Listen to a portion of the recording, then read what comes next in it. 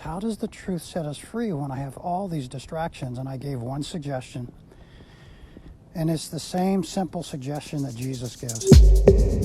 All of us go through life and we have things that we're frustrated by or that we worry about, or a loved one. Take, for example, Nathan and Megan. Many of you know that they wanted to go to Israel on our trip a couple of weeks ago, and Megan is pregnant. She couldn't go because the doctor said it just wasn't the right thing to do. So a week before the trip, they had to cancel. How do we apply the verse, "The truth shall set you free"? Well, unbeknownst to them, God was working His plan in their life. They didn't get to go to Israel, and just 2 weeks later, they discover they came in contact with someone with the coronavirus. So they didn't go to Israel, but they're here because of pregnancy. They stay back, and God's truth is working to protect them. So they go into quarantine, self-isolation, for 2 weeks approximately. The symptoms of the illness is starting to affect them.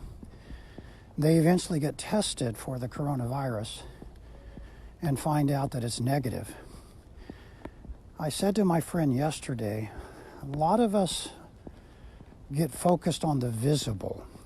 The truth of God works in the invisible as well as the visible.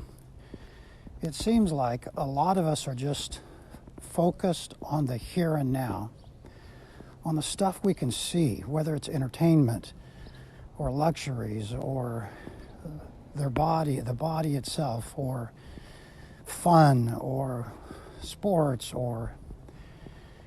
but in my process over the last 2 weeks of talking with Nathan and Megan, realizing that God had protected them. The truth of God was setting them free. God did not want them to go to Israel. There was something that was going to happen in their life, and God wanted to protect them. So I said to my friend yesterday, who I was walking with, how do we deal with all of these distractions? How does the truth set us free when I have all these distractions? And I gave one suggestion, and it's the same simple suggestion that Jesus gives. And that simply is, do good. Do good. Create a list every day of the ways that you're going to do good, glorify God, honor Him. It could be simply, right now in the isolation period, send out a text message. Make a list of people that are hurting.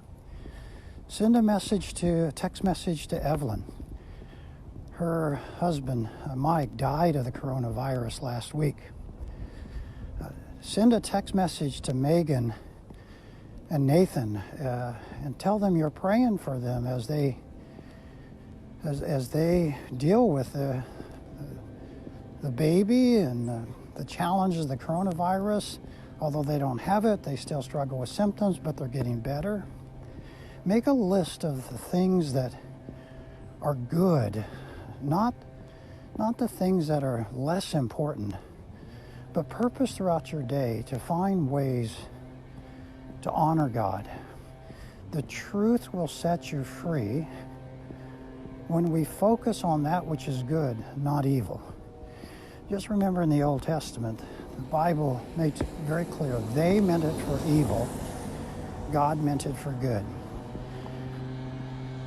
Every day of our lives, we have a choice. Am I going to do this? Am I going to do that?